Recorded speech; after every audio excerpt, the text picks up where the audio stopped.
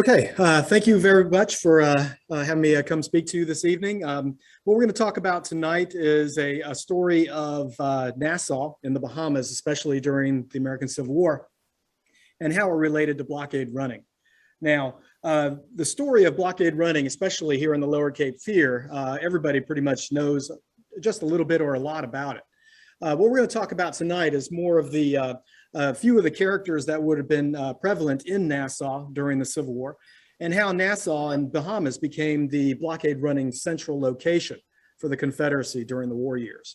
So we'll start off with a story that I like to hear about. Several years ago, a scuba diving trip to a wrecked ship off the Bahamas found tens of thousands of small white objects, which proved to be pork bones. So over the years, the barrels had rotted away in the sea and the crabs had eaten the pork. Nothing more remained except the knowledge of what they really were. And what they really were rations that were meant to go to the soldiers in the Confederacy that had sunk with the ship. So it's a mute testimony to one of the great commercial enterprises in American history. And when we think of Civil War sites, Nassau and the Bahamas hardly fit the bill, hardly fit the description in our mind's eye. No monuments that we could see, no battlefields. Some names, though. There's Confederate Lane in Nassau, Confederate's Lane. But however, these islands would prove to be vital to the Confederate war effort. And without the trade that came from these islands, the Confederacy would not have been able to carry on the war for 4 years against the United States. So the story of Nassau during the Civil War is a pretty complex one. It's a full cast of characters, both from England, the Confederacy, and also the United States, and also from the native Bahamians. And stories from a time that many of the locals pretty much called the Great Carnival. So first we have to start with understanding the blockade. Now, realizing that the Confederacy would be reliant on foreign aid supplies, on April 19th, 1861, President Lincoln ordered a blockade of the southern ports stretching from South Carolina to Texas. And about a week later, on April 27th, 1861, Virginia and North Carolina ports were also included. Now, what's special about those two states? Does anybody remember at this time, April 27th, 1861? North Carolina had not yet seceded from the Union. North Carolina seceded from the Union on May 20th. So this was done a little bit ahead of the time when North Carolina seceded. So when we think of a blockade, we tend to think of a continuous line of Union naval vessels all the way from Virginia to Texas. But of course, this is impossible. Union naval authorities realized that the South possessed a relatively small number of ports that fit the bill for blockade runners. These ports would have to be able to bring in ocean-going vessels, but they would also have to have a transport system to get these supplies into the interior of the Confederacy. So rather than having a ring of ships that went from Virginia to Texas, the Union Navy centered on a few southern ports, Wilmington being one of them, Savannah, Charleston, that had all of these caveats in place. So they were able to just blockade those specific ports. Now, the North Atlantic blockading squadron was stretched from Cape Charles, Virginia, to the Cape Fear. The South Atlantic Squadron stretched from Cape Fear to Key West. And then two others handled the Gulf region. At a port such as Wilmington, blockaders operated in 3 concentric circles. Are we sharing still? Okay. Somebody's coming on wants to do it. Oh, okay. Oh, I can see those. I'll start hitting those if I see it. There we go. So as a port such as Wilmington, blockaders operated in 3 concentric circles. The first was far out to sea. The next about 60 miles closer to shore. And then the last concentric circle would be right outside of Fort Fisher itself. So you had three different rings of blockaders that the Confederate blockade runners had to go through. So playing cat and mouse with modern fast steamers, these blockading vessels were meant to be the barrier to supplies reaching the Confederacy from the neutral ports. Even with an impressive total of 1,504 blockade runners captured or sunk, over 80% of all attempts to run the blockade succeeded.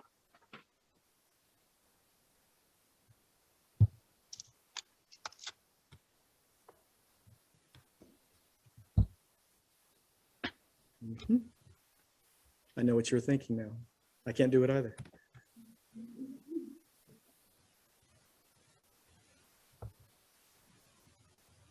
It's, hmm?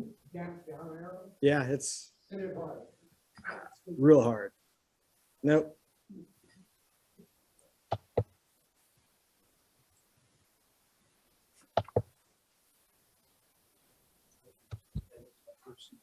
Oh, okay. Let's try.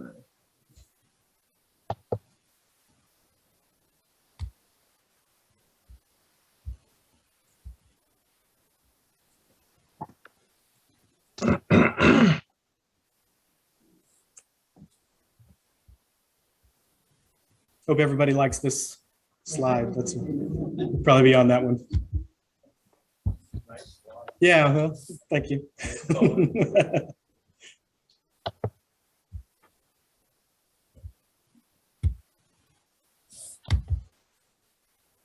There we go.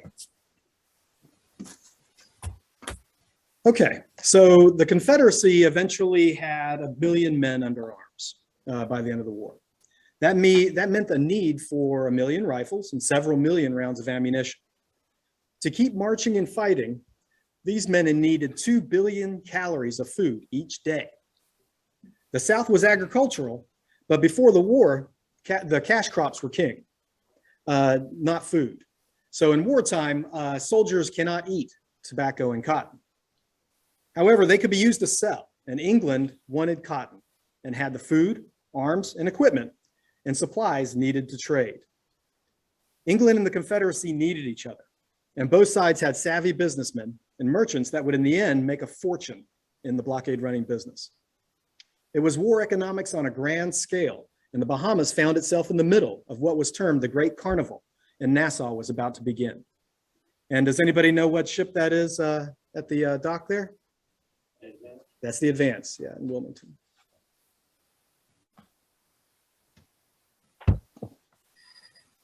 I'm convinced that the rebels and their sympathizers have determined to make Nassau a depot from which supplies may be reshipped to the insurgent states. This was written to Secretary of State Seward by U.S. Consul Samuel Whiting in September of 1861. It was an understatement, and to say the least. By this time, September of 1861, as we'll see, Nassau did become the primary central location for all supplies to be shipped to the southern states. Okay, why Nassau? Basically, the reason why Nassau became the focal center of blockade running business was because of the proximity to the large southern ports. The Bahamas are 570 miles to Wilmington and less to Charleston and Savannah, which meant a smaller amount of coal needed for a trip compared to, say, leaving from Bermuda. Nassau had an existing trade and mercantile infrastructure in place led by a hugely successful Bahamian merchant, Henry Adderley, who had extensive trade connections in the North and also in England. One key aspect of choosing Nassau was to keep the British government in the clear, neutrality-wise. The trade would be done by merchants and not the British government, and vessels coming from England would be protected, and Nassau would be the staging area for legitimate goods, and then the merchants in the islands would then put the goods onto their own vessels for running the blockade. Finally, the mainly white merchants and money on the island were pro-Confederate in sympathy. This pro-Confederate stance was mainly economic and racial in nature.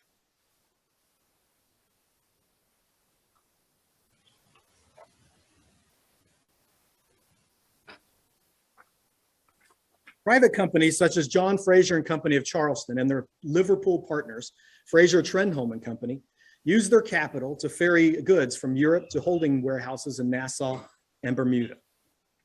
Eventually, these private companies would build a fleet of blockade running specific vessels, yielding immense profits. Now, once in the islands, the goods would be offloaded and put on the blockade runners for entry into the South. Once in the South, the goods would be entrusted to a Confederate agent and sent to the armies, while cotton and other exports would go onto the blockade runners for the outboard trip.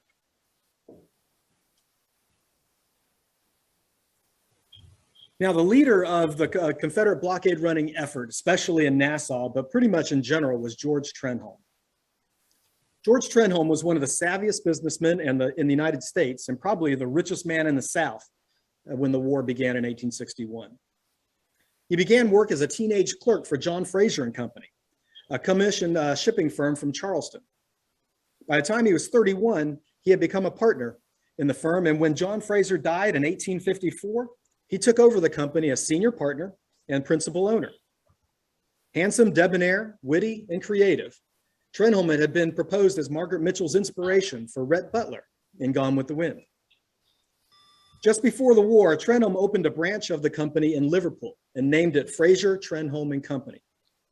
Liverpool had a long history of receiving cotton from the South and was the busiest port in the world at that time. By 1860, the company had 5 seagoing vessels, among them the future blockade runner Kate, making shipping runs from Liverpool to New York and Charleston and then back again. Liverpool became the primary and perfect place for the creation of this new breed of blockade runners. To ease the company's dealings in Britain, Charles Perlow, the manager of the branch, became a British citizen. By using a private company in Liverpool and shipping to a British port, Trenholm was able to spare British neutrality and keep the British government in the clear.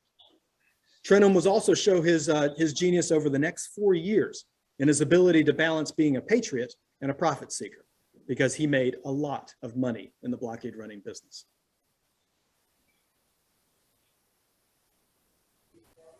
Now, Henry Adderley, he was born in 1803 in Nassau, and by the Civil War, he was one of the most powerful men in the Bahamas.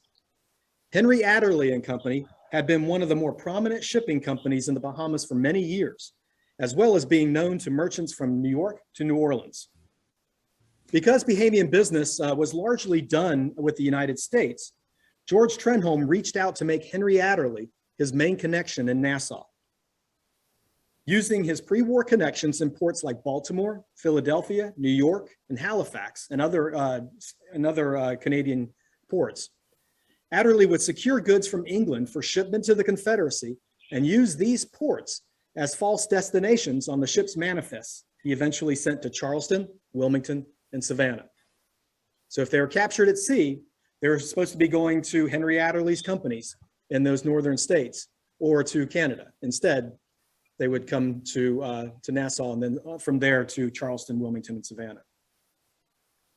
Adderley made a fortune on the blockade running business. Moving to England after the war in 1865, Adderley died in 1875, leaving an estate worth 250,000 pounds sterling. Just to give you an idea, that's equivalent to about $38 million in today's money. Back when $1 million was worth a lot, $1 million, right? Now, wartime in Nassau. So before the war, Nassau was a sleepy backwater with merchants and city officials complaining about the lack of anything to do on the island. The 4 years of the Civil War changed all that, and this was a period of incredible prosperity for the city. One observer wrote, "It was the obscurest of colonial capitals when the war broke out, and then gold began to pour into its astonished lap." Because of the money made off the blockade running business, Nassau's debts were paid off, streets were equipped with granite curbs and new lighting, lanterns, and policemen's salaries quadrupled. And with the crime rate during the war years, they needed them. Property values skyrocketed, with a lot that sold originally for 128 pounds in 1856. By 1863, that same lot sold for 3,500 pounds. Sailors and merchants spent money freely, and people flocked into the towns where money flowed like water. For officer blockade runner captains, Confederate agents, and prosperous merchants, the newly built Royal Victorian Hotel was saved from bankruptcy by the war. Within this magnificent structure, champagne and rich food flowed, and endless parties were held. For those that could not afford the Royal Victorian, beds were at a premium, as every conceivable place was crammed with cotton bales. The few banks were already full with gold coins, and additional money was therefore being dumped onto the floor of the bank with guards from the 2nd West India Regiment guarding it. So they had to just basically leave it on the floor. A ship's captain could receive the equivalent of $150,000 in today's money for a successful 6-day run through the blockade. $150,000 for a 6-day trip. $100,000 for a pilot for that same 6 days. And a lowly seaman could earn $7,000 for a 6-day trip.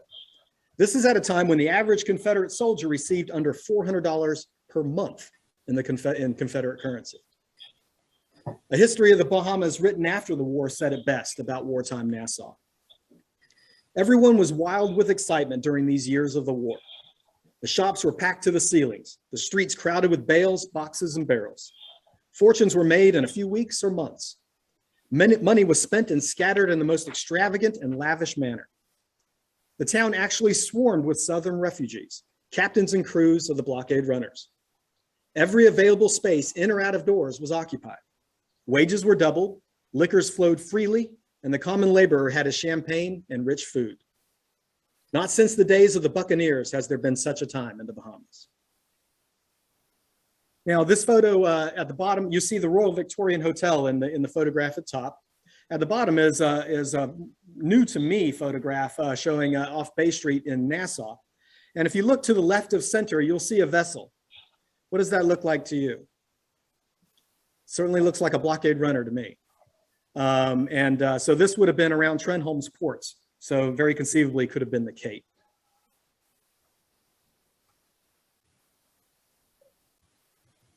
Imports and exports. Now, in 1863, the Bahamas import and export figures in a thing called the Blue Book had grown substantially over the previous years. Import figures totaled 4,295,316 pounds sterling, while exports were estimated at 3,308,567 pounds sterling. At this time, a pound sterling was equivalent to about $150 in today's money, to give you an idea of the wealth. The legislature in the Bahamas put a 0.5% tax on all tonnage that year, and that was responsible for the vast increase in revenue.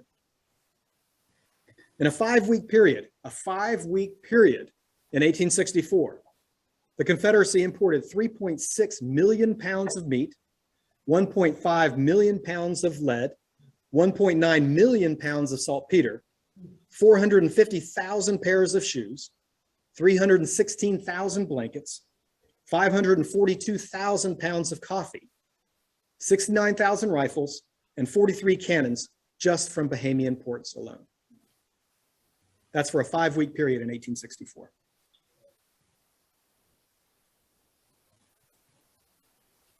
Now, the Union in the islands. Now, while the blockade running business was going on, the Union was not sitting around just watching it.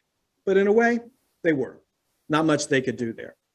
In 1861, the United States consul to Nassau was Samuel Whiting. He was an experienced sailor, nicknamed Captain Sam. Whiting was born in 1814, had gone to sea as a teenager, and been on the water pretty much his entire life.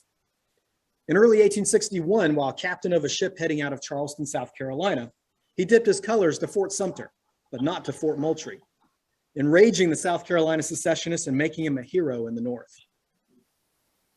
Whiting would bring to the islands a bit of a drinking problem, leading to problems for him in the coming years.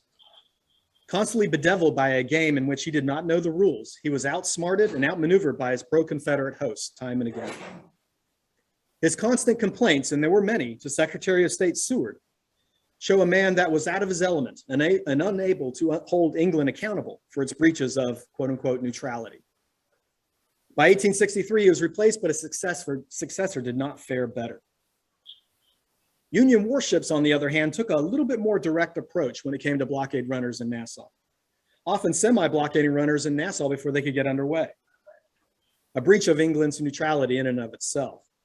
A good example of this was told by a blockade running captain, M.P. Usina, in an incident in Nassau during the war. So I'll read his account of this episode.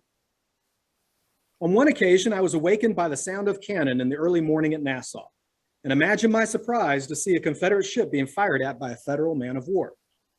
The Confederate proved to be Antonica, Captain Kexler, who arrived off the port during the night and waiting for a pilot in daylight, found when daylight did appear that an enemy ship was between him and the bar.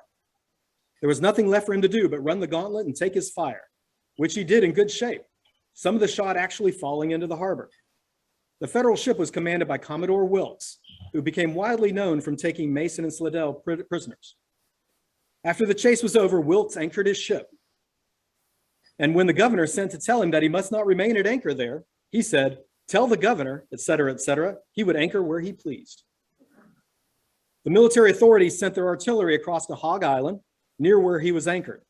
And when we Confederates thought the fun was about to begin, Wilkes remained just long enough to communicate with the consul and get what information he could and left.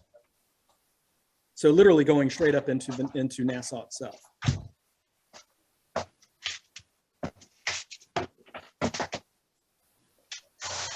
Now, an end to blockade running.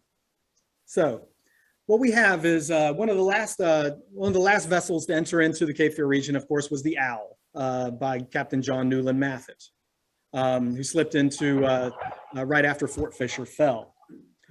He arrived in Smithfield, now Southport, and he learned of the fall of the fort and promptly returned to sea, escaping to Bermuda. This would be one of the last blockade runners that left Nassau to gain entrance into the Confederacy.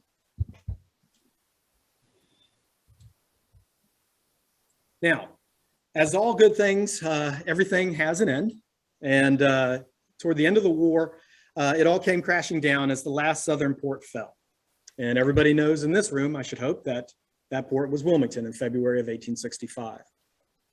In the spring of 1865, dozens of boats sat at the ready at Nassau Harbor with nowhere to go.